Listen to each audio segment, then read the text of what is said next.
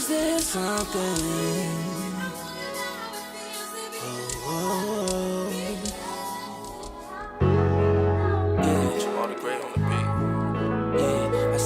Is there something?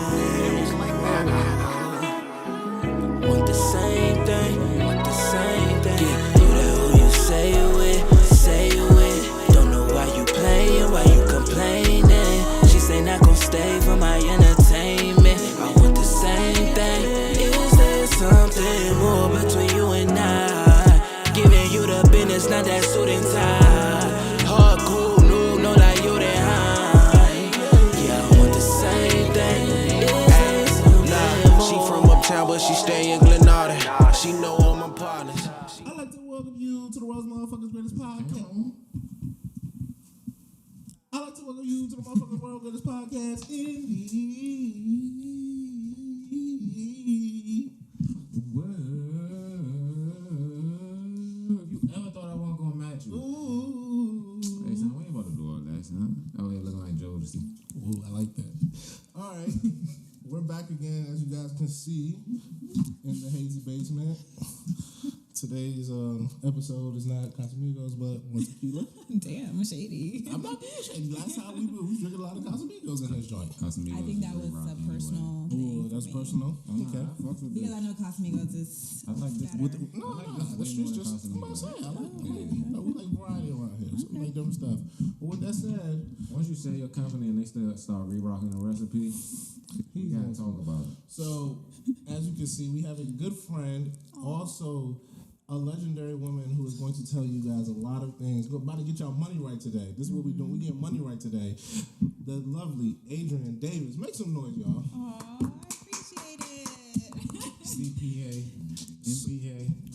Talk. You know what I'm saying? You know what I'm saying? Talk that shit. Listen, she got degrees. She got and certificates. Nigga, Stop playing with her. She got alphabets at the end of her Stop name. playing with her. She is not one of. She is not one of them. She is not. titles and shit. Not one of them. So, I know you. I used to be her. Fun fact: I used to be her therapist back in like 09, 08. You didn't know that though. You didn't know that though. So you men. We go way back. We go way back. Therapist / relationship coach. You know, I've been here for the girl. But now I'm so. My own Kevin Charles out Samuels. here. Charles out here helping the black women. You hear that, y'all? That's terrible. She got them sound bands. That's my guy. You have to relax. But yes, listen, I've been here, been doing this before it was popular. But Oh no, did I just miss a Kevin Samuels plug? yeah, it was crazy out here. No, we ain't going back. Yeah, I know. But as I can see, we're this is the home, so we're really comfortable. So this is gonna be fun. We're just gonna shoot the shit. So, how did you find yourself in the world of finance? You went to the HU. You know. Did you study finance, business? What was that? So you always been a math nerd, huh? I loved math growing up. It was kind of weird. What do you mean? Tell us a story. Why was it weird? Well, it felt kind of nerdy. Well, my mom actually was a science and math person. I hated science. I loved math, and my dad's also an accountant. Mm-hmm. So growing up, I already kind of knew the numbers and grew up in a household where we were doing the bills every month at the table. My brother, my mom, and I just reconciling checkbooks. Wow. Yeah, as a Sunday activity. So like you're like 9, 10? You know how to balance a checkbook. 9 and 10 years old. Yeah, so she would have us go through and look at her receipts and match it to her bank statements and highlight them. Wow. So this is like Sunday home activity. Yes, this is bonding time for the family. Loved math All right, in babies, school. let's do taxes. Let's do it. Those were definitely the vibes. And then when I got into high school, I loved math. And since my dad was an accountant, he went to Howard, studied accounting. Then when it was time for me to go to school, I wanted to do finance, I thought, or some sort of business. And got into Howard, was a finance major, but then Howard had an accounting program where if you did 4 years of accounting, you could also do a 5th year and get your MBA as well. So my mom was like, oh yeah, you need to just be an accounting major. And so that's how I got into the accounting field. What at Howard was the hardest part or course or thing?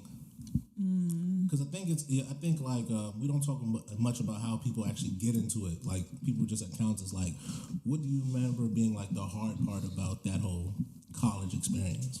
The classes were hard. I was in honors. I went to a really good high school. Shout out to McNamara. Shout out Bishop McNamara. Good heights.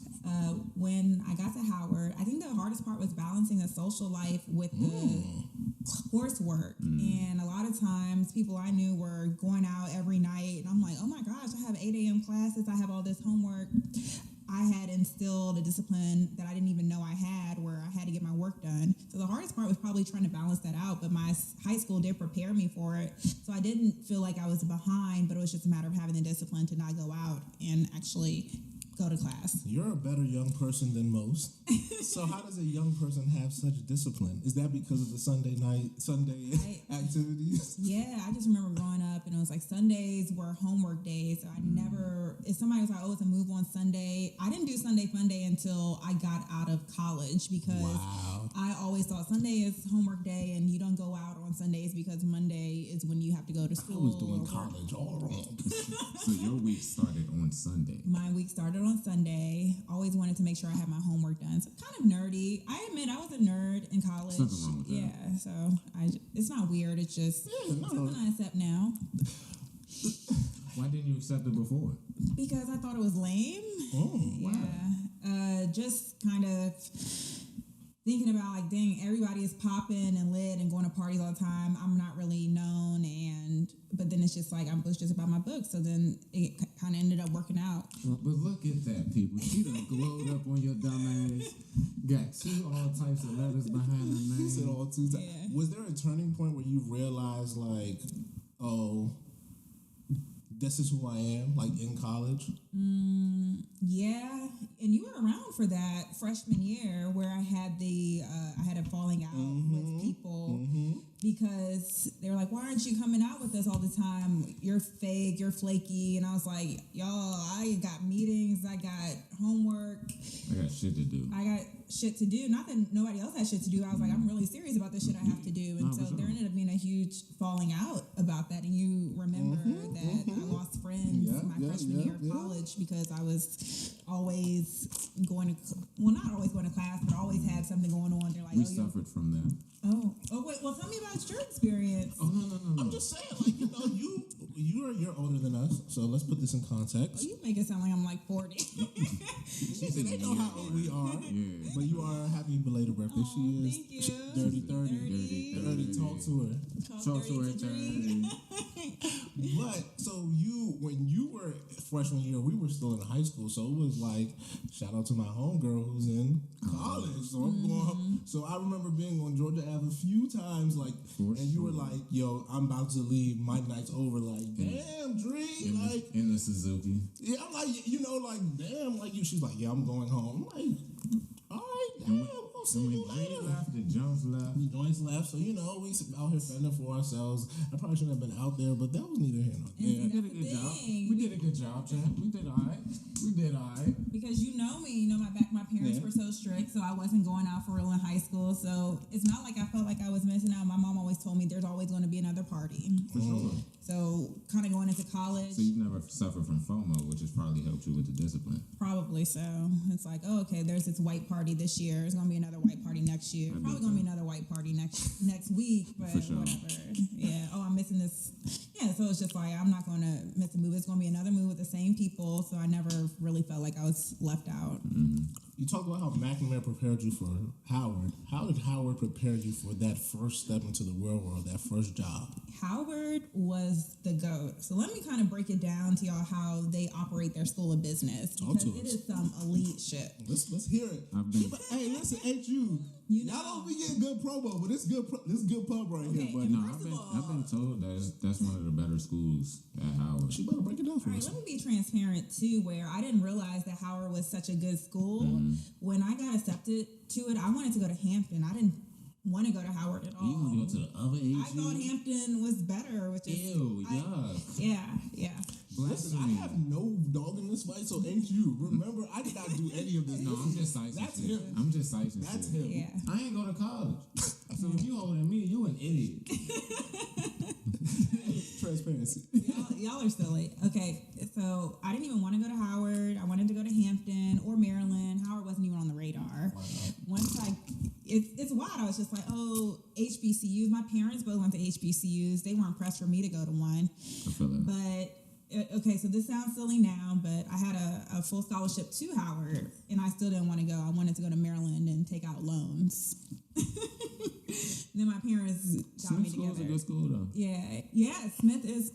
I mean, Maryland was a fun time too. Shout out to Smith School. Shout out to Shout out to Smith School. A lot of good graduates from there. I mean, top tier another business school. But when I went to, decided to go to Howard just on a whim. I kept pushing back against it. And one day I was like, fine, I'll go to Howard. My mom was like, okay, cool. You know, your application's right here. We'll just mail it today. She had that thing locked and loaded. Yeah, or your acceptance or whatever, your registration, whatever you had to do to say that you were going to go. So once I got there, they have this thing called the 21st CAP program, and they have corporate sponsors. Me coming from high school, I did not know what this meant. I'm like, what is a corporate sponsor? My corporate sponsor was PwC. Now I know one of the top accounting firms, one of the big four. I was just like, okay, PwC, never heard of them. Can you break down the big four? Oh, yes, big four. There are top four accounting firms in the United States, and it's KPMG, PwC, Deloitte, and PwC. Wait. PwC, KPMG, Deloitte, and Ernst & Young, EY. Okay. Top four. So basically, if you are an accounting major or CPA or sometimes even in consulting, these are the top companies that you want to go to in order to just get your foot in the door. And the way it works is you start off as a staff. And it's kind of like, if people know more about big law, it's like you start off at the staff level, then you get to the senior level, manager, and then senior manager, and then you become a partner, and you're just set for life because you're just making stupid money. Do you buy in when you become a partner? Yeah, so you have to buy in when you become a partner. The trade-off, so I was just because asking of the like, name, in law firms, you got to buy in and shit. So. Yeah, so it's the same thing. Okay. Because of the name and people wanting to work there, they don't pay you as much as you would think, and then you work crazy hours. Just for transparency, I worked at Deloitte, and I was working about like 80 hours a week. During tax season, I was just like, this is hell, and I don't want to do this anymore. And then my salary then was not really that high. So it's like when you add up all the time you spend there versus how much you're making hourly, you're like, all right, I'm really working for pennies, essentially. And y'all do math, so. And then we do, so they know. No, they have, sure. You know how much you making, nigga. Like, gross and net. Oh, goodness. So PwC is one of the big four accounting firms, and they were my corporate sponsors. So they're connecting us to partners, recruiters. I didn't even know what this meant when I was in college. I was like, oh, okay, cool. Kim, she be around. It's like, Kim is a recruiter. She could get you a job at this top accounting firm. Had no idea. Goldman Sachs is one of the corporate sponsors. It's just like they have big heavy hitters coming to Howard to get black talent. Because when they go to Smith or whatever other white school, it's like it's general population, and you as a black person have to stand out among everybody. And it's kind of a nuanced conversation, like how do you talk about it? But when they look for black talent, hold on, let's fucking do it.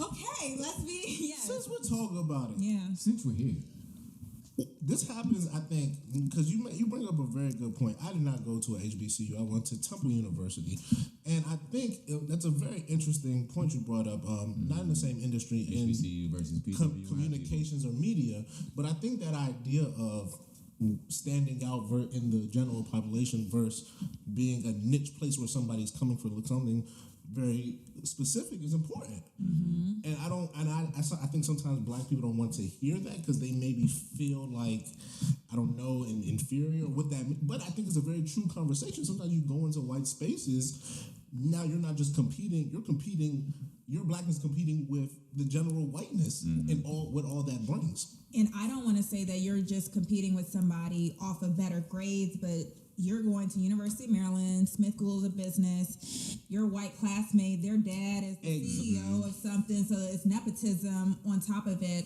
whereas they're like, okay, or they're standardized tests and GPAs, and like everything that goes into it is like, you might have a 3.5, they have a 4.0. It doesn't mean that you're less smart than them, it just means that they know how to game the system in college a little bit better. Yep. Maybe, because it's like, oh, are they going to office hours? That's something I learned in college. Wow, my D got turned into an A because I was going to office hours every week, and they were like, well, she tried. So, I don't know. See, and I think like that whole aspect of schooling, I think we take it for granted. Once we get to college, we're like, oh, we're all adults now. But it's not. But you're right. I think academia has a very nuanced way it works. Yeah, and then Howard having black professors, letters of recommendation were just easier, I would assume, because I didn't go to a PWI, so I don't really know what it was like in that environment. But as an accounting major, by the time I was a senior, I'm in class with 30 accounting majors in my class. So if I need a letter of recommendation, my professor knows who I am, and they can write me one, or I'll write them one, and they'll sign off on it because they're like, yeah, she's cool, I don't mind. So She passed. yeah, so those kind of differences, but PwC, just imagine walking in as a freshman and then you have recruiters and partners come to these networking events because they have relationships with the dean, just being able to build that bond, and they're like, hey, applications open for our summer internship, make sure everybody on the team apply. It's actually y'all homework, you may need to make sure you apply. And then we're having meetings in the evenings with the corporate sponsor, and they're coaching us on how to interview. It was just like they're taking us through the process. The college is a weird place because while you're saying like do this, it's also you have to do it. Yeah. There has to be a 1-2. We've talked about your discipline is different from other people, but just like what about doing it like. What's your motivation to want to do it? I wasn't motivated. I wouldn't say that. I was kind of going through the motions. Interesting. Yeah, I just felt like this is what I'm supposed to be doing, so then I do it. When I was a senior, you were really a nerd. Listen, this is what I mean. I'm just being honest. Yeah, but I wanted to do the same shit though as a kid. Yeah, I didn't know this is what I was supposed to be doing, so I was in the honors program. Program. I might not be paying for somebody paying for this motherfucker, so I might as well do this motherfucker. Yeah. We had corporate sponsors for the honors program too. Same situation. We were going to banks, and we would spend our winter breaks and our spring breaks going to New York to visit companies like UBS and Goldman Sachs and JP Morgan and Walter Case, which is like Time Warner, I think. But anyway, we were just going on these visits, and we had to do case studies and submit ourselves for job referral, or we had to submit ourselves for job postings. I didn't realize by the time I went to school, it's like everybody I knew in my class had internships. So after my freshman year, the elite people had internships. And I was like, dang, people have internships after freshman year. That's crazy. And I'm working at this random job I have. And so then after sophomore year... I love how professional she is. Just slander the other job. Just this random other job I have. Just a little college job that I had back in the day. Yeah, I'm learning things, people. It's like, so we get into it. Sophomore year.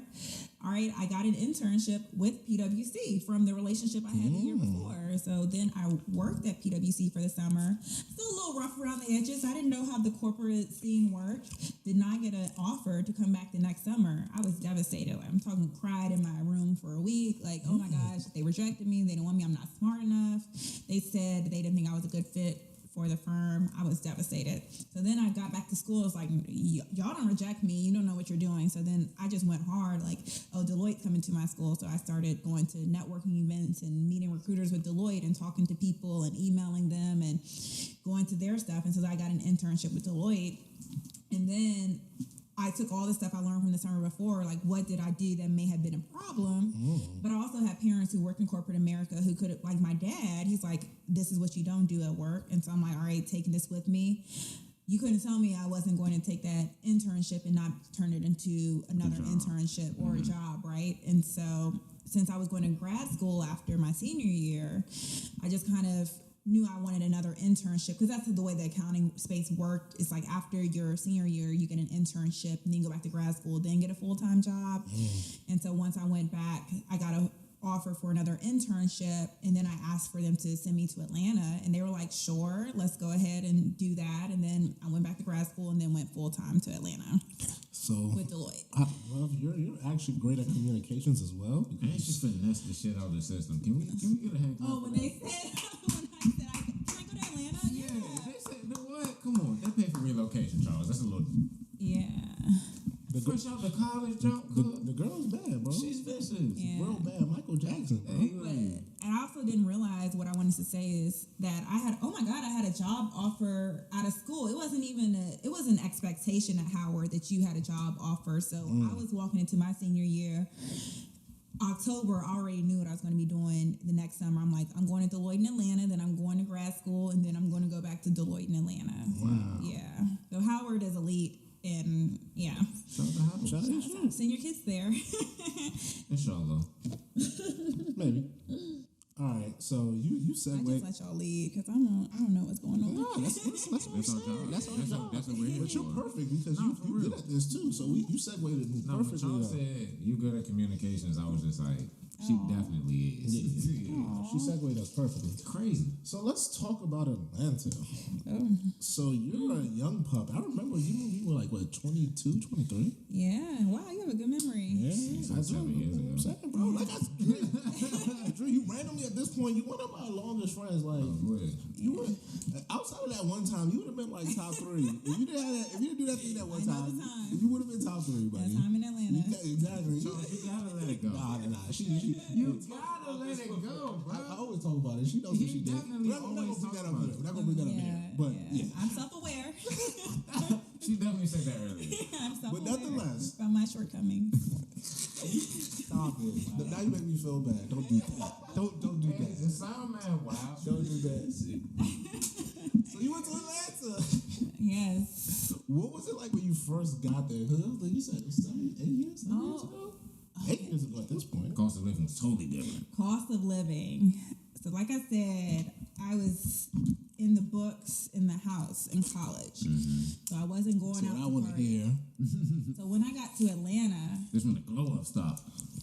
Yes. Yes, sir. Actually, this is when, this is Dree 2.0. Dree, we was around. Stop acting like we don't know you. We were around. Y'all witnessed. Yeah. I see Just it. a little bit. I seen it all. Yeah. Yeah. Shout out to you. Ooh, where did I even start? Well, I moved down there. Wherever you would like. 4th of July. Wherever you 4th would. of July. 4th of July, At 2014. this point, you just showing off. Why? I just remember the first weekend I was 4th invited of to July in Atlanta. Yeah. Let her tell her story, bro. I could imagine. I was invited to a pool party. Okay. First of all, Charles. one thing I realized is PG County is strict when it comes to pools. For sure. I didn't realize that you have to have a lifeguard at every pool, whether it be a residential pool, like a community pool, like an apartment building, condo building, just like a How many of them Community actually be park on Arlington duty? Station. You have to have a lifeguard in order for people to be at the pool. The lifeguard calls out sick, y'all just can't go to the pool. Atlanta's not like that. Allegedly. Because I've been to many a pool with Let my her finish the story, buddy. Well, I go to Atlanta. A lot of people live in apartments because I was really in the transplant space where a lot of people, I hung out with Howard people. So my brother also went to Howard and he just like threw me the lob like, hey, y'all, my sister's moving to Atlanta, which is actually a funny story because I'm a couple years older than him, but he was more popular than me. So I had been at Howard for already 2 years, and then people were like, oh, you're Ron's sister. And I'm like, whoa, I've already been here. But that just kind of tells a story about me being a bookworm and no one knowing me. So then when I got to Atlanta, they were like, oh, you Ron's sister? Yeah, we'll fuck with you or whatever. So they invited me to this pool party. First of all, it's just like hella heads at the party. I'm just like, this is kind of crazy because we don't really have pool parties like that. You try to have one maybe at a new apartment complex in DC. The white people are shutting it down as soon as one person walks in, like, it's a black person who I don't know at the pool. Like, all right, we got to call the police. Atlanta is not like that. It was just a situation. So my whole first few years in Atlanta was just party Thursday, Friday, Saturday, Sunday, just nonstop parties. Sometimes you can go to a party on a Wednesday, Tuesday. It was just like every single Best day. Atlanta. Let's go year 2014. Best Atlanta spot. 2004 L Bar. 2015. Oh, 2015 L Bar. 2016. Shit. I think I stopped going out then. So maybe L Bar was if you just wanted to go to a little hole in the wall bar where they had cheap drinks. It was underneath this little taco spot. It was like a college house party. It was just a lit time. But then I started going to hookah bars. I wasn't really a club type of person, so I'm not going to Compound every weekend. Not club people. Yeah, I'm not a club person. Really. It's just to be fair though, when I came in 18, she took me to Compound. No. Me and P went to Compound on our own. We went to 11:45. There we go. 11:45. Me and P went to Compound on our own. Yeah. You were supposed to come, but you were like, I don't know why you didn't. What year was that? 2017, right? And then we came this next year after 18 as Y'all well. came in 18 too. Mm-hmm. So it's fuzzy. Yeah. Which so 2018 was the one where we had the incident. Yes. Oh, okay. Yeah. Okay. Because 2017 was the year I had done my little sabbatical and shit. Yeah, we had. You didn't even like go out and shit. So we were frolicking the city on our own type shit. That's dangerous. Yeah. Just you and Marcus? Yeah. Oh man, but damn, Elbar, y'all just. Is that when y'all had the little crash jump? Or 2018, y'all had the little crash jump? I can't remember. Okay, so we'll talk about that. We'll talk about that. Dates and stuff. And I don't even remember. We'll talk about that. So 2017, where's the best place in Atlanta for you? 2017. Oh my gosh. Ugh. I don't know. It's fuzzy now because I think so I was in the house like after a year or two of going out. I kind of got first 2 years was a lot. Yeah, I got in a relationship and so I stopped going out. I'm kind of one of those girls. Okay, I gotta be honest. It happens. Yeah, it happened, and it was like, oh, you don't go out anymore. It's like. So what was work like? We're talking a lot about what you were doing. So what was work like? What was work like during this time? You're at Deloitte. I was Atlanta. And when you talk about it like that, it's like, what was I doing after work? I was working in tax at Deloitte.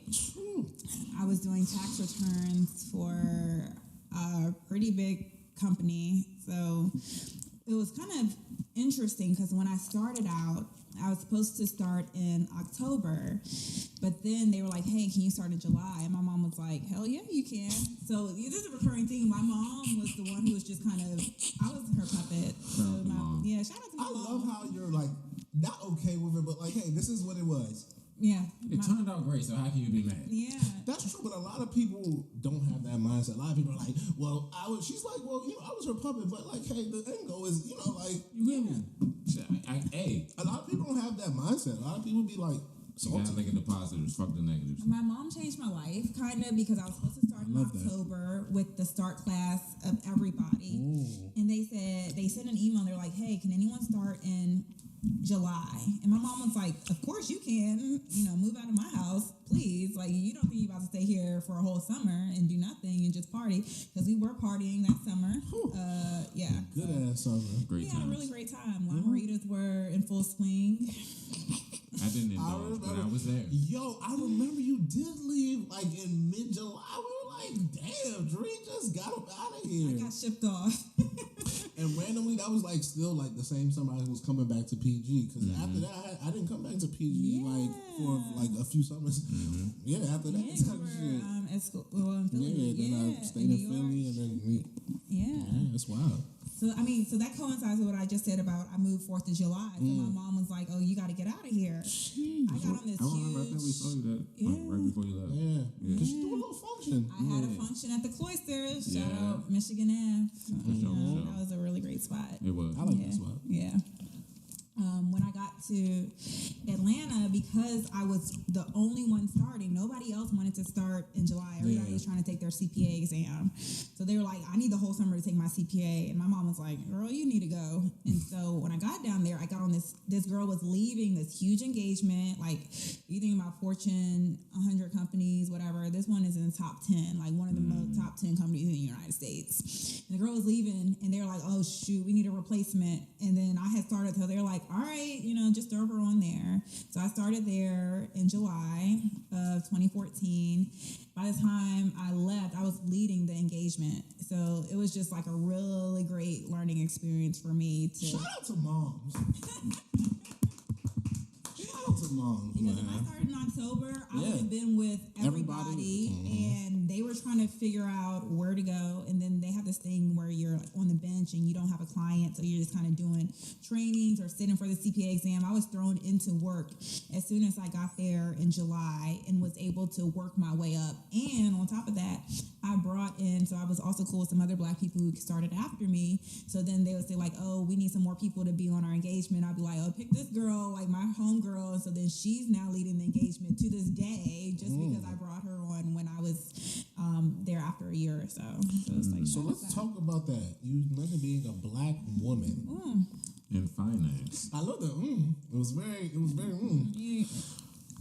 The story you tell, you get in here, you're kind of a young pup just within this, and then they throw you in here. Yeah. As a Black woman, what was all In Deloitte. Big Four? What was all that? What were the kind of the waters you had to navigate, if you did? I don't want to speak for you. Yeah, because I am coming from a unique position where I'm from PG County, Maryland, and I'm not used to being Black excellence. So I'm not used to being a minority per se, right?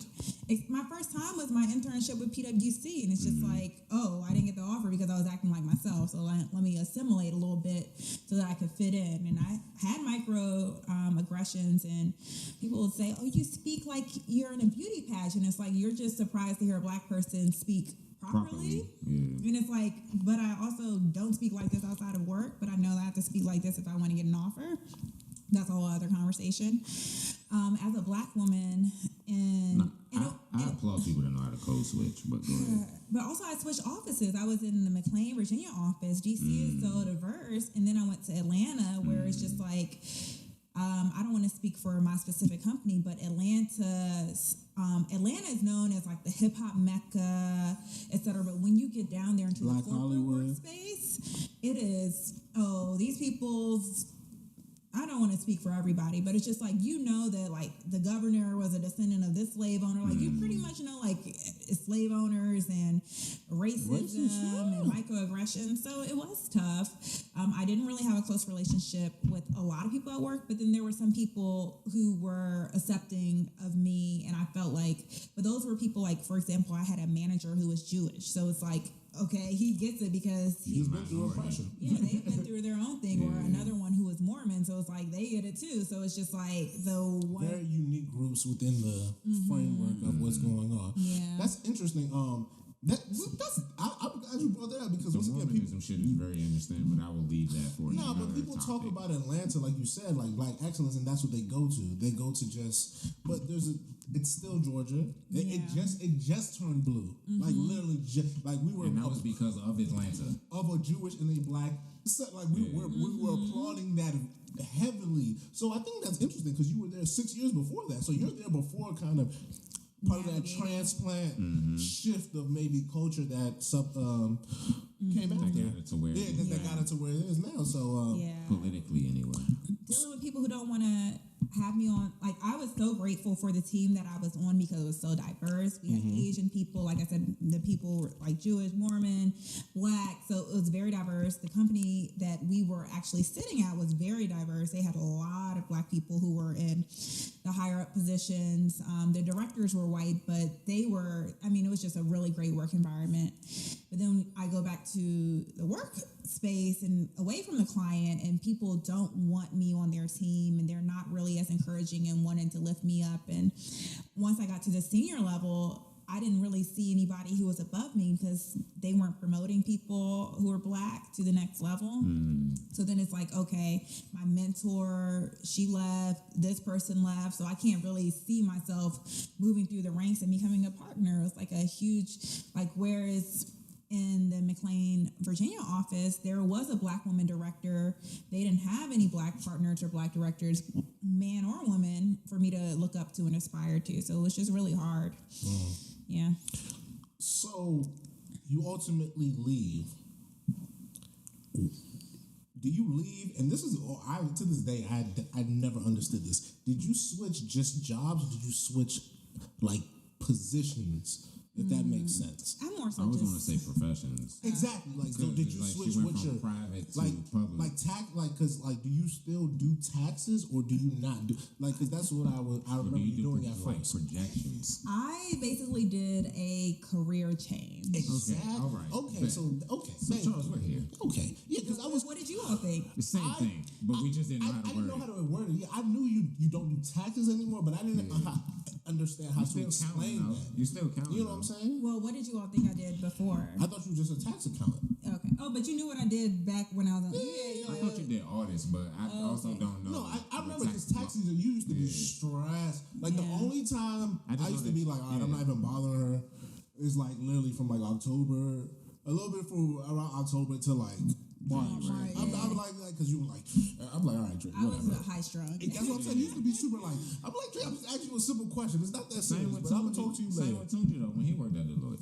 Oh, he used to be like that. Like It's y'all not- just like, like we we just did- not gonna hit him No, up. it was just like I just certain like- times, like, yeah, it's like I yeah. knew when not to hit him. I mean, he's not Like, gonna be it's around like- as much. Yeah. So like that's the same thing with you. Like if you kind of went missing, it was like, oh yeah, it's tax season. For sure. All right. So I you used- know. yeah, So yeah. once you switched, I was like, are you still a fight? Like, how does this work? Yeah. Total career change. Okay. I was working for a company and they brought in the clients. Most of them were white. Now I work basically for myself and I bring in my clients and they're pretty much all Black. I do have some clients who aren't Black, but I would say probably like 95% of my clients are Black, which is cool because I get to be myself.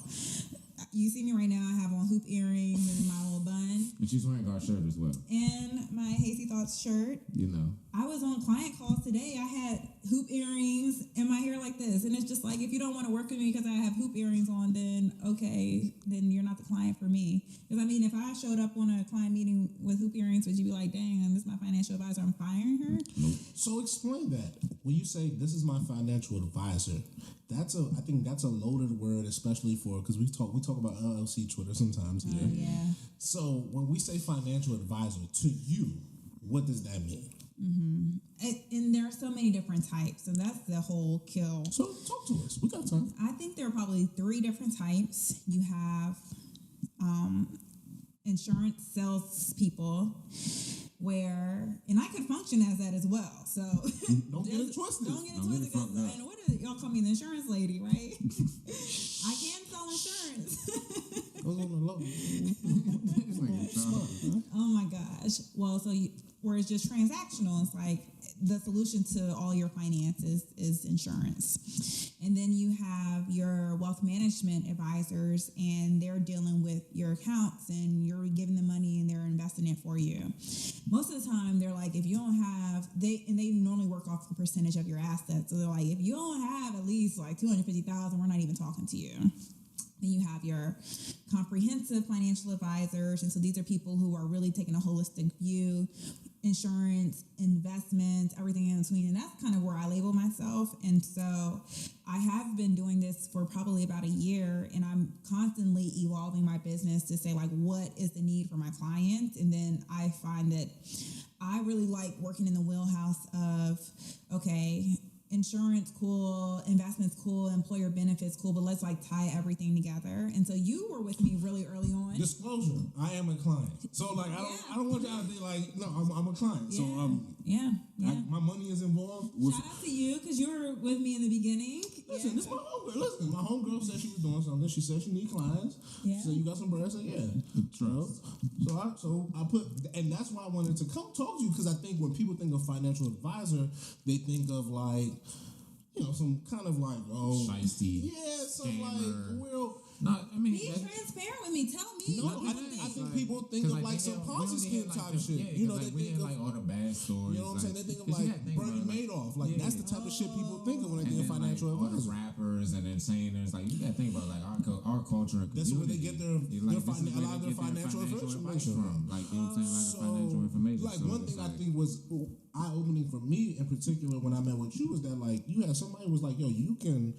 If you do this insurance thing right, this life insurance thing right, you can use this as your own bank. Mm-hmm. And to me, that was the most enticing part, at least for me personally. It was like, okay, so like I can invest, I can do all this, but I can still, if I do everything right, it's a little savings account.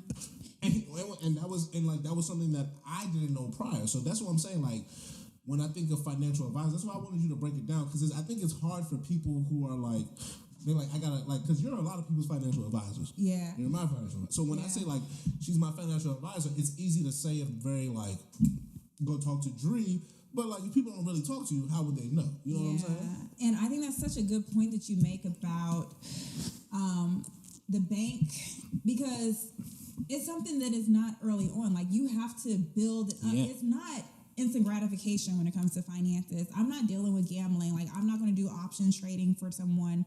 I'm not doing Robinhood trading. Like, when I open accounts for people, we're not doing Robinhood. We're probably going to do some intentional investing in mutual funds, ETFs, where you're putting money in there and we're not gambling. And so I think that's one conversation. And two, it's just like, how do you open eyes for people who's like never had these conversations before? And it's like, because you could have gone in there immediately skeptical because somebody could have said, oh, if they talk about insurance, run. But it's like, why is insurance a bad word? Because a lot of times incentive packages are dealing with insurance and so I partner with Northwestern Mutual. I see you on the website. Yeah. You saw me on the website? Oh, you're like, so she's legit. Like, no, it's not I mean, it's in your bio on Instagram. Okay. So y'all did your research a little bit. We know you, bro. This is the best podcast in the world. Why they keep fucking with us? I don't know why they thought we just be putting up, so they gonna get high and drunk and not know what the fuck they doing. Shit, me. Hold on, why you being weird to us? We still high and drunk and still ask the questions we ask. We still control the interview the way we control the interview. You just like kill this shit, bitches. And it's just like, bro, you thought we can do this without homework? No, nigga, it's a lot that go into this. Yeah. But go ahead, Dree. And I feel like I lose my train of thought, so bear with me, y'all, and look at me with the y'all. Like, I'm really giving Atlanta vibes. I've been down there for 7 years. Just take the girl out of Atlanta. Matic felt that. We love Atlanta. We love a good rap. We love a good mook rap. Love a good mook rap. Why you being weird to us? No, for real. Let me see. Northwestern Mutual. Let's talk about. You partner with them. I partner with them. So they're like my Chick-fil-A. So I'm a franchise owner. We love Chick-fil-A. I love it. Walked in with it, right? Listen, we fuck with you. I have a franchise essentially under Northwestern Mutual, and I partner with them. Yeah. And so I use their resources. Hold on. I like that. Hold on. Let's talk about it. I gotta clap that up.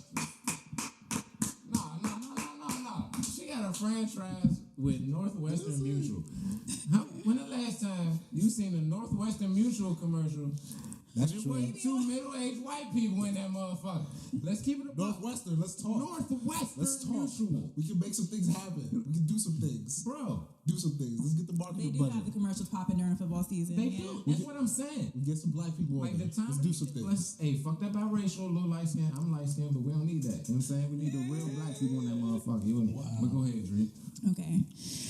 They were founded in the 1800s, first of all. We know. Oh, yeah. So it's just like when we think about it, or for me personally, like my perception of them before I started with them was I didn't really know too much about them. It's just like, I don't know if they're legit, blah, blah, blah.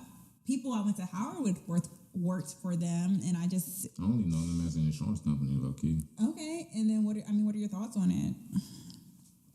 I felt like insurance is insurance a bad word? No, to me, no, because it's like I lost my father when I was young, and I know what life insurance did for me and my mother during that time period. I beat back, so it's just like, you know what I'm saying. So yeah, My views changed on insurance, and at the same time, just like if you get the right policy, that's generational wealth. Yeah, and so Yeah, I think you know what Northwestern Mutual randomly is one of those brands. Like it's kind of a very American brand. It's like Wells Fargo to me. Exactly. So no matter good or bad, there's a lot of equity in having a brand last as long as it has. The 1800s. I'm just saying, like they were transporting money in wagons. I'm just saying. So they Nah, let's keep it a bean. so they have enough stock, I think, just as a brand name to be okay in a way that other people who maybe have come after don't. Yeah. So that's what I would say when I think of that name. sure. Yeah. Once again, bias disclosure, I am a client. I like to be honest. where were we going with this?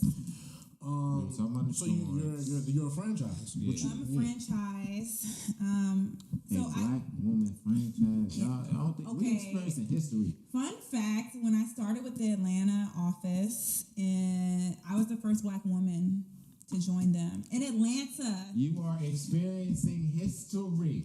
It was kind of crazy, like the first black woman financial advisor in Atlanta in 2020. Yeah, that's pretty wild. Yeah, that's kind of wild.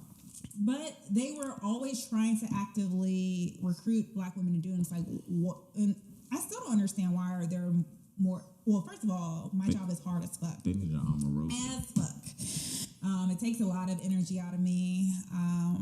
I mean, we can get into that. But yeah, so have my own franchise. I build my own clients. I have to reach out to people to be clients. Referrals are key. I'm always asking. Referrals are key. So look, plug yourself right here. We're gonna do a formal one, but For sure. we might get promo joint. Let me see. IG, my website, my email. Email me. Email is best to reach out to me, or sometimes Instagram DMs. LinkedIn is terrible. I have like thousands of messages on LinkedIn. I don't check it. Why not? Because I have thousands. I get overwhelmed. Yeah. Your anxiety be going crazy. My anxiety goes crazy. Do we need to get you like a manager or like an assistant to just help you? I need to hire staff. They've told me that I need to hire staff. Well, how about you like? I'm available. How about you freelance it? Like, just have someone like do very specific tasks. So like, and you like you said, emails and those things are overwhelming. So like, have someone like do things that you know overwhelm you. That way, you don't have to like. You can exert your energy in other places. Yeah, I think my only issue with that is I didn't even know where to start. Like, where do I even hire somebody to do that? You randomly have good friends. I know this personally who can help you get to that point. That's a fact. Oh wow, you're right. Yeah. Look at me not even using my resources. I'm just I saying. mean, we tap into our resources, so that's how we Even when people do blow me, I still think that you got You know what enough. I hate asking for help. That's my issue. Me too, though. Is that Yeah. That's why I like you, though, Dre. I like the access Low key, no funny shit. That's why I do like you. I don't really like people who complain too much. And you're not a big complainer. Charles is a very prideful person. Yeah. And you, So that's why I ask, is it stubbornness or pride why you don't like to ask for help? Kind of pride. I like to do things myself. I understand. don't want to inconvenience anybody else. No, I feel that. Dre, it baffles me how many people are okay with inconveniencing other. I'm like, motherfucker, you just couldn't just do. Like, No kid, that's why me and Charles get along. Because I would not inconvenience anything in my life. This nigga would be like, I take you home, drop me off this thing. bro, my coworker all the time be like, yo, you want me? I was like, he was like, yo, you really walked? I was like, yeah, bro, because I was like, your house is that way. I'm walking this That way. way, yeah. It makes no sense for you to drive out your way just to go back. Yeah. Like, it's a nice thing to do, and I understand that. Like, I always ask I people. was honestly why would I I always ask people like, can you do something? Like, I'll always ask you if you want me to do something for you. Not that you shouldn't accept, but it's really wild to me when people are just like, oh yeah, of course. I'm like, you motherfucker. Yeah. You really could have I don't really like that. But I feel like, because I mean, we get along probably because of that. It's like we don't really be asking for outlandish stuff. I don't know. But then it's like, I've known you for so long that if you ask me to do something outlandish. But actually, I did have some family ask me something outlandish today, and I was just kind of like, oh my gosh, it's a little outlandish, but see, that's the thing, though. Like, certain people, I think they know, and that's why. Like, like you're right.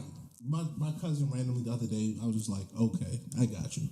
But like, if someone else, I'd be like, like, I would really be baffled that someone else thought that was, and that's why I fuck with you, because you always just like, okay.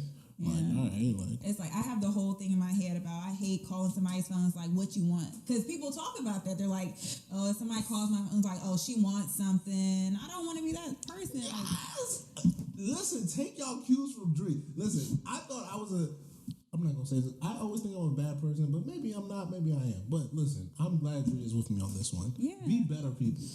Be better people. Don't inconvenience us anymore. We're tired of it. Yeah, but not everybody's self-aware too. So sometimes you may know you're inconveniencing somebody, and other times people don't know they're not. I love how you become so self-aware. Like, is that your new thing? Probably because I wasn't before. I was a hot mess. Don't say that about herself. She's Okay, lying. all right. I would not let her. That was a little harsh. I'm about to say I would not let her speak those truths about herself. Okay. All right, so Northwestern Thank you. Mutual. Speak those truths. Northwestern Mutual. Northwestern Mutual, 150 years. They've been in business. All right, so before we continue, you like just what you do, because like Benny Butcher said something. We gotta, you gotta stop giving all this attention to the plug. We respect them Because I'm me, so they're blessed to have me. Is what I tell myself every day when I wake up. That's my girl. That's my girl. This is what you prayed for me. That's my girl. Oh, I love it. Y'all know how much I love it. Move, grab the liquor. Yes. Thank you. So, like you said, you have to bring in clients. So, email's the best way to contact her. Make sure you contact her. Emails, Instagram sometimes, but probably emails. My work email is the best way to get in contact with me, honestly, or the form on my website. What's your Instagram so they can get your work email? Adrienne Davis CPA. I'll spell it out. ADRIENNEDAVIS CPA on Instagram. So yeah, just find me on there. I have a form in my bio. You can just send in, it will send something to my email, or you could personally email me because I have an email link on my Instagram. So that's how people meet with me. But they want to know like, oh, how do I work with you, or what are the requirements probably? Yeah, exactly. What do my typical client look like? And I don't have a typical client. I'm sorry. I have to Okay, but let's go back to the whole the financial advisor, the stigmas. The stigmas of a financial advisor. It's like it's a Ponzi scheme. Yeah, for sure. Well, first of all, FINRA is the governing body. They are like, no Bernie Madoff shit can happen again. So they're sending you statements every month, every quarter, Every week, every month, to let you know your money's in here. And because people were investing with Bernie Madoff, and he was just like investing with so many people, and then he take their money and then just pretending like he had all these returns, and then their money was not in existence. It was just like, yeah, we're putting your money into this, and it's just like nobody had money. So it's kind of like how I feel like the bank is weird sometimes. Like we just trust the bank, where it's like, oh, it's all online, and so what if somebody hacks the bank and then all of a sudden they say you got $0? What you about to say? Which just happened. We're living in a world of skepticism right now and misinformation. Because Wells Fargo came with the class action because they got hacked. How do you do what you do? And because you seem to be a very skeptical, like you had more skepticism than I had. You know what I'm saying? You had more skeptical, but you still do this. So how do you balance that skepticism with the work that you actually do? Yeah. So my favorite part is probably getting to know people, because when I meet with people, it's like a key for me. It's like, damn, I get to know you and learn who you are and your background. Like I've had meetings with friends and I learned stuff about them in 1 hour that I didn't learn about them in the last 10, 12 years. So that's one of the dopest parts about me. Wow. Can I cut you off one quick? Yeah. Is that because of finance, or is that just because of the nature of maybe the conversations you get to are know different? Somebody, you can know how they spend their money. I think it's the nature. Well, this is before we even talk money. I think it's just the nature of, let's slow down and put time on the calendar to just like, when do we just put time on the calendar to catch up with people? That's true. That's a good like point. You're going to catch up with your good friends. Like y'all see each other pretty frequently, but so this nigga last Friday don't remember leaving him. That's true. Yeah. Versus, that's a good point. Versus, hey, we're going to talk intentionally. On a surface level, I see you passing high and by, or I see you at functions, or we're drinking. We're not besties, so we're not just having one-on-one conversations a lot, but we're having this one-on-one conversation, so I get to really learn some really cool things about people and what they have going on. I'm like, yo, so many dope people in my environment. You don't even know what people have going on. I used to ask myself this question. I was like, the people who be on Twitter, I'm like, or Instagram, I'm like, what they be doing in their life? They be living life. And so I always teach us to wonder that. And then on top of that, what I like is just educating. Financial literacy is really my favorite part, where people are like, I want to understand investing. And I just kind of walk through and hopefully understand. Like, that's the fun part. The not fun part is talking about like credit cards and loans and all that stuff. Like, that's not fun. Like, nobody wants to talk about owing anybody money. We want to talk about building wealth. Yeah, wealth. And so it's just like, investing is actually so simple, which you probably know because you do it yourself on the side, right? It's just like, all right, you invest in a company and then you hope over time that they do better. But then we have this instant gratification mindset. We're like, I'm on Robinhood. I put $500 in Apple. Now it's $400. What the fuck happened? It's just like, well, right now we're dealing with a market correction. And so you just like can't take your money out. And that's the issue. It's like if it's in the red, it's like I lost money. It's like this is supposed to be your long-term goal. The money you put in the money and depreciate it. Yeah, it's just like you just want to put money in the market, and then it's something that you're supposed to hold on to for years. It's like I show people the S&P 500 index, and so just to talk about Listen, people. S&P 500. If you can find an index if you got it, go for it. Or any variation of it. Yeah. Fuck with it, bro. Yeah.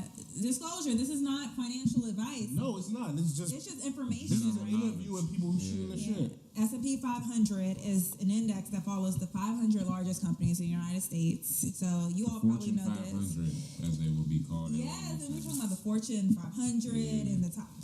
So the largest. I had a couple entrepreneurial classes, you know what I'm saying? Come on. Killing me, both of you. Largest 500 companies, and you're like, well, what kind of companies are those? Like, the heavy hitters are Apple, Microsoft, Google, Facebook, and then it's just like Amazon. Thank you. Coke. Yeah, let me know. There's blue blood. So like, there's blue blood, like blue chip stocks that you know over time.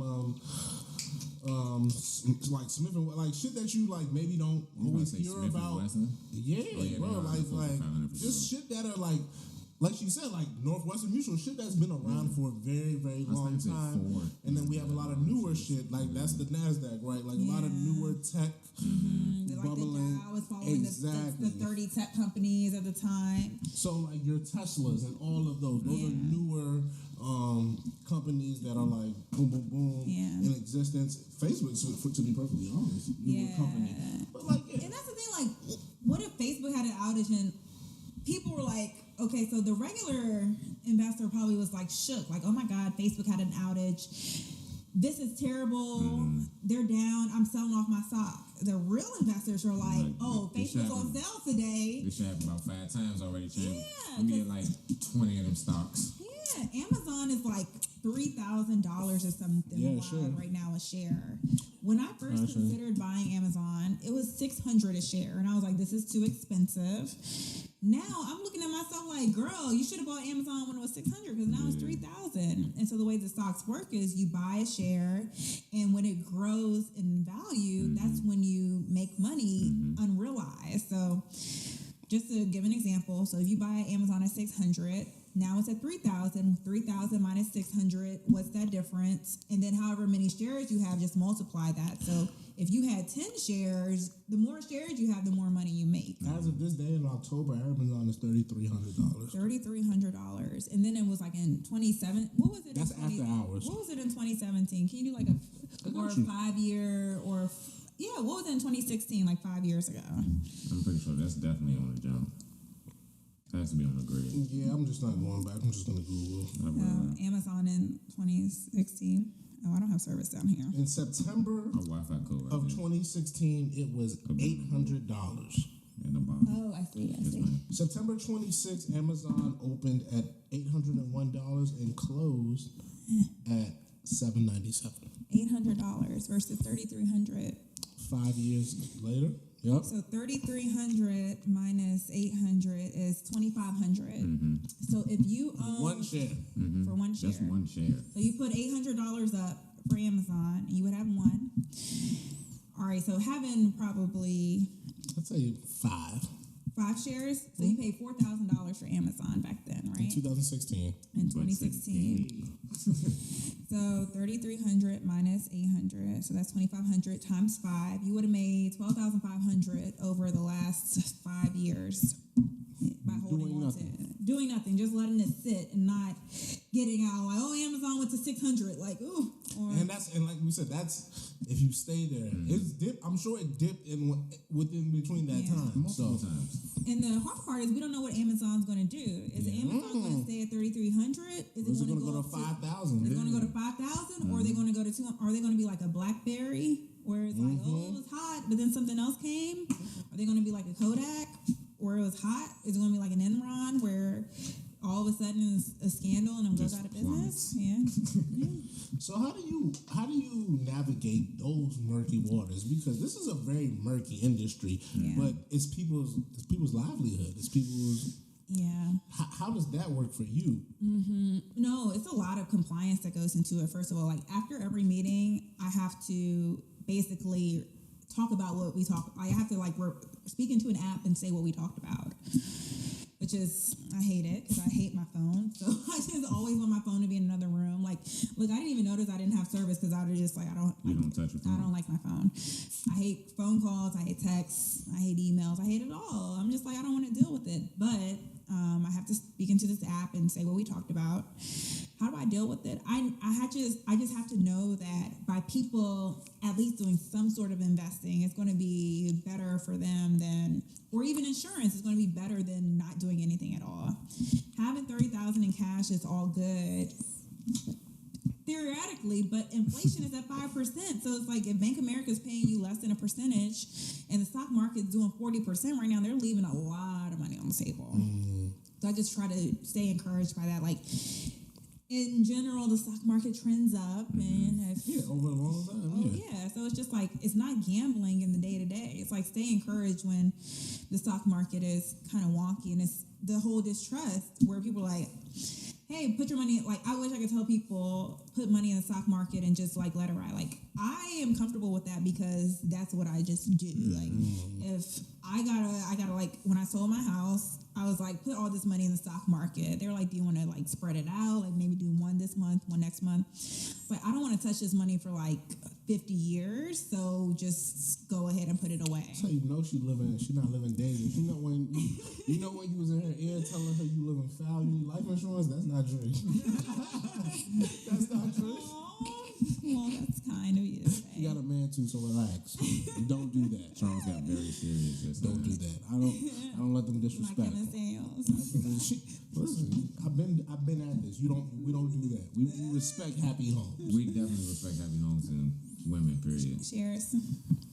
Aww. So, let's finish up. This is fun. Not only are you... Yeah, sip that or it don't count. Did I even talk about Northwestern Mutual and what I do? You didn't tell us the requirements, though, so if you want to tell us that. Well, I have introductory calls, so it's just like I don't have the prices on my website, but it just kind of varies, so... I've moved into fee-based planning. I didn't actually tell you that, but I switched offices from Atlanta to DC. So that's exciting because people asked me and they were like, so I moved from Atlanta. Thank you. You talking about that off mic. I moved from Atlanta in May. Okay. So I moved up here Memorial Day weekend. I've been here probably for like the whole summer now. Moving into the DC office, I have pivoted my model to fee-based planning. So when people meet with me, the minimum price for them to get the same kind of plan is $1,000. And so yesterday's price is not today's price. Damn, I got the good price.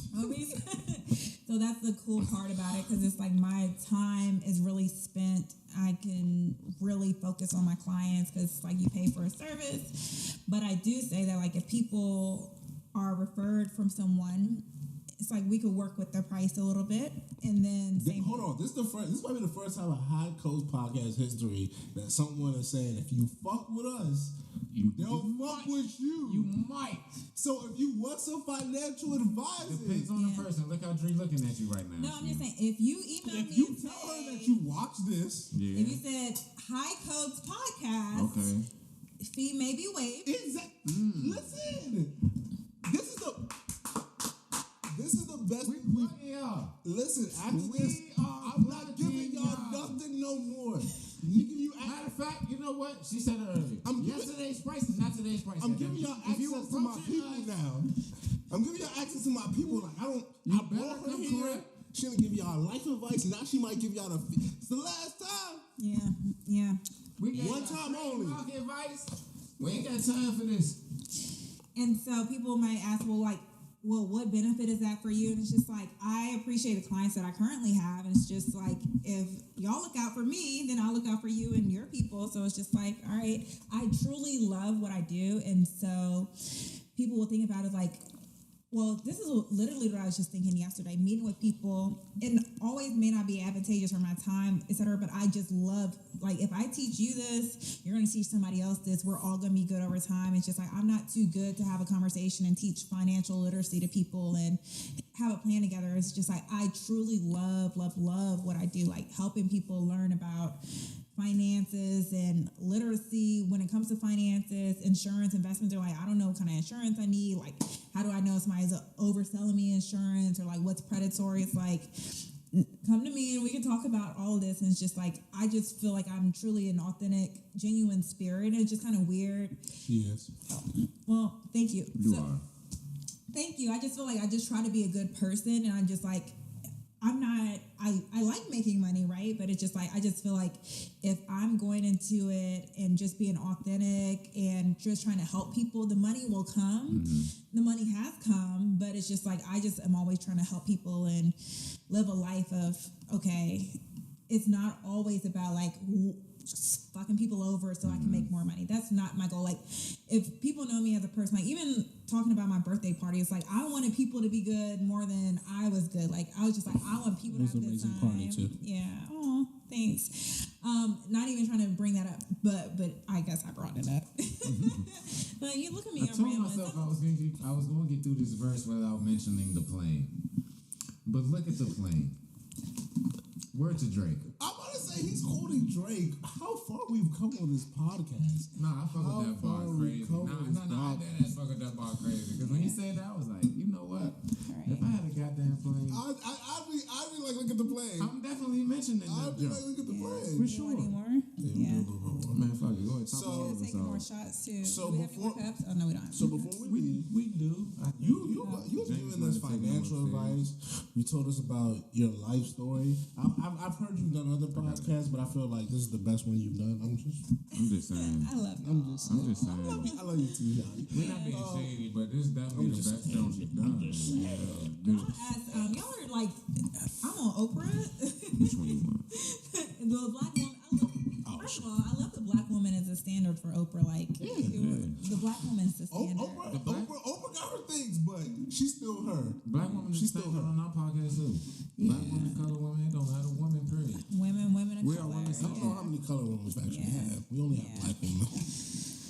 Only I say color women because Abby is a woman of color. Oh yes, you're right. Sorry. I had to respect that. Yeah. I respect that. So what we normally do here is, first of all, she said email her. Once you go to the Instagram, she said she gave that to y'all. But hopefully we have a graphic down with her name on the jump. Trust me, I'll have Soundman do that. So we'll have we'll have the graphic so you can follow her on the Instagram, and then once you Instagram her, she'll give you the email. LinkedIn, she's a bit overwhelmed at the moment, so she's not ignoring you.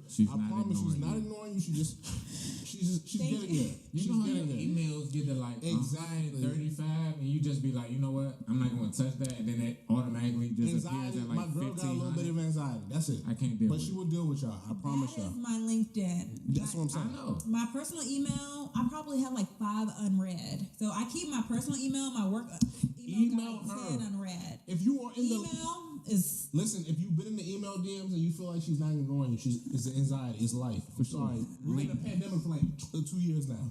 I am an anxious. LinkedIn, Yes. LinkedIn. Wait, are y'all anxious through the pandemic? Fuck yeah. When people text you, I literally went to the doctor for a physical, and I was like, bro, I've never felt something. And they were like, oh, it could be. I was like, yeah. I'm actually going to write about my anxiety in December. Yeah. Why wait? Because it's like, I do like this yearly thing ever since I reverted to Islam. Okay. And so like on December 9th, that's the day I reverted. So when I wake up, I was a Muslim for my specific birthday, which it was. And so yeah, December 9th always drop like a little written piece on hazythoughts.com. This year is going to be about gratitude. Oh, I love that. Prepared. I love that. Forward focus. Well, everybody say one thing they're grateful for in the spirit. I'm grateful for family. No, you ladies first. Oh, I'll go. Cause you the guest and shit. oh, okay.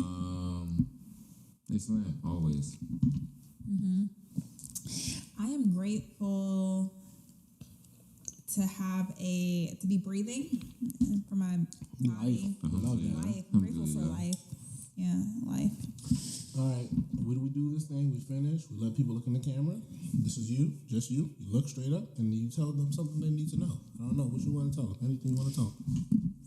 We be quiet. Sometimes I get on my phone. I might check some scores, some stats. Okay. You winning in fantasy football right now. So as far as financial advising goes, an introductory call is not a commitment. And so that's the one thing I always want to highlight to people, where just because you meet with me doesn't mean you have to become a client. It's really just a second opinion. It's like if you feel like there may be some things that you are lacking, or even if you think you have it all together, just meet with somebody and see. And then if it doesn't serve you, just kind of move forward. But as far as me and how I work, I'm really here to build wealth within my community. And so my intention is to look at all things to make sure that people are comfortable going into retirement, making sure they're saving money, investing money, etc.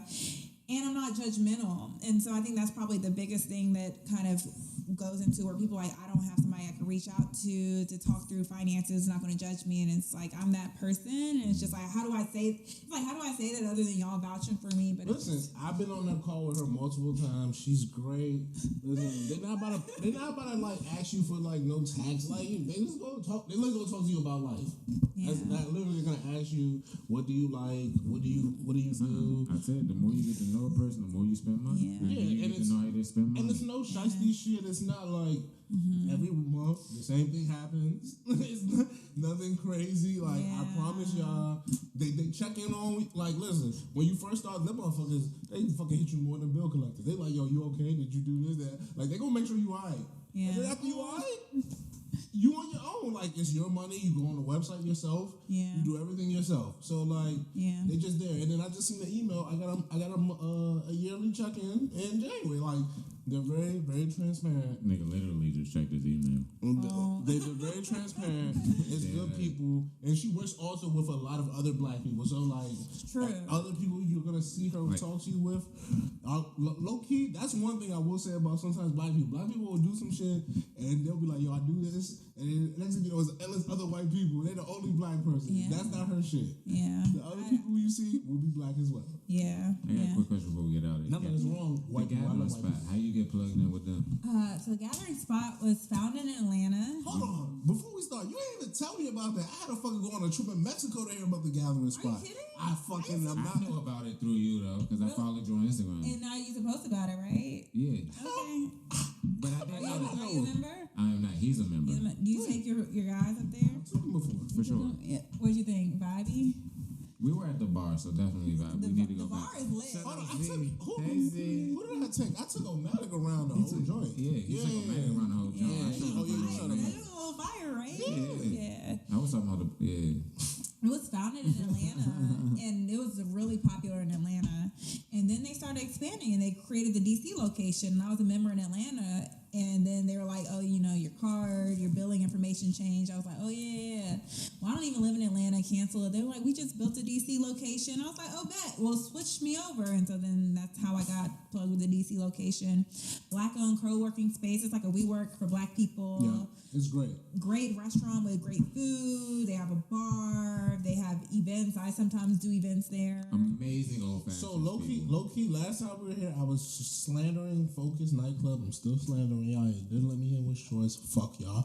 But the Gathering They didn't Spot, let me in with shorts either. I so. Street, great vibes. Listen, bartenders. We can't do that to Focus though, Charles. No, fuck that. We're gonna go back with the Focus. The Gathering Spot, great fucking vibes. The events are lovely. Listen, they have all types of events. And with his shorts though. Yeah, right.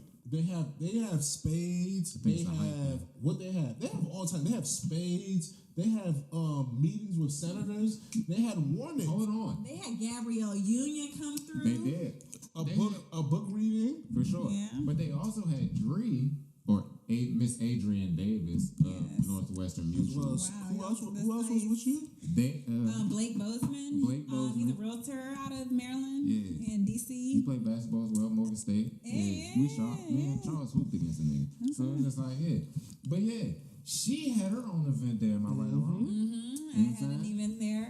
We did a little home ownership and financial planning. I've done a couple of events Yesterday's like that. price. That's what I'm saying. It's It's not today's price. That's all we love saying. So she's told y'all everything she needs to tell y'all. She told you where to meet her at. Where to meet Email. her? Email. Oh, and I need to talk about so when people are like, well, when do I know when I need She to meet put her with arm you? on the chest. She's serious. If you don't know how much money you have in your 401k or what your job's 401k is or what the match is or how to understand that, if you don't know if you have life insurance through your job or not, if you want other life insurance, if you want disability or income protection insurance, if you want to learn how to invest, if you want a debt pay down plan for credit cards or loans or a mortgage or a car, or if you just don't know how much you spend a month, then come to me. I know she just said a lot of shit in Mandarin, but Listen. if you need any help with your money, Remember when Suge that Reach was out like to cutting her. Death Row Records? no, for real. What the Adrienne Davis CPA? Hey, Fuck y'all goddamn talking about? it. If What you y'all talking about? if you tired of your advisor Ain't coming tired. at you with this wild shit, Yeah. If you tired of not being able to see your girl with hoop earrings while you doing your consultations, hey, if you upset because that white lady is mad at you for calling her son because she don't matter what son mean, come to death row. you know the vibes. You know the vibes. And then that also made me think about another point where That's another clip. I'm relatable because I understand it when people be like, I'll be like, so how much money y'all saved last month? They were like, girl, I went to Tulum. I'm like, where'd y'all stay? Tell me about it. I'm like, we gotta live life too. So it's just like, our financial goals should not impede us living life. Like, I'm not about to be like, That's a fucking noise for that. yeah, like, I'm not gonna say, oh, If there is fun to be had, Charles, what are we doing? We are having it. people tell me it's like, well, Christmas is coming up, and I'm like, tell me more. Like, what are you going to get your family? But we gotta save for it. For Like, sure. it's not like, oh, y'all not giving gifts this year, y'all being screwed. Because I understand it. It's like, or people like, how much you spend money on clothes every month? They're like, well, I don't spend money every month. And I'm like, well, how about in a year? It's like, do you like designer bags? So we need a budget for that. So it's just like things like that. As a black woman, I understand. It's like, I'm not the fashionista, but I understand liking a nice bag, a nice shoe. You be pulling up with that shit on, though, Dre. Don't do that. But yeah, okay, thank you. I appreciate it. But low key, Just saying. I just want to encourage people that it's just not about living a life of poverty just to get to the next level. We're not living a bars. We are not living a life of poverty. Just trying to get to the next level. You are not Listen, surviving, you are living. listen. Yeah. We are meant to live. Yeah. Labor is not something we should be doing. But that's another story for another day. But while we're going to do it, That's the Dre part, too. while we're going to do that, we're going to save and make good financial decisions on our way. And my homegirl's going to help you. Oh, I appreciate it. All right. This was great. Listen. It is the best podcast in the world. Cheers, high codes, Oh, You and want to come hazy in? thoughts. Oh, man, you coming in with us? Come on, Come on, Sound Man. Come on, Sound Man. That's the Come only one on, who came Sound matching Man. my fly today. That's true. I actually have on a hazy thought shirt, but it's a very old one. Cheers. Get your money right. Get your head. Get And I your want health, my- mental right. I want my tie-dye And get your physical right. I think I peeped that, and y'all both had tie-dye on, right? No, he had the camo on. Yeah. Oh, Yeah, I okay. did. Go to Maybe the I'm gonna have doctor to see- yeah. and then get your mental and physical right, and then go to jury and get your money right. Please Yeah. get your mental and physical right. Yeah. It's beautiful. You're not getting back, so please get your mental and physical We're right. all vaccinated. That's crazy. Also, Dre's mom probably shamed me into getting vaccinated more than any other person.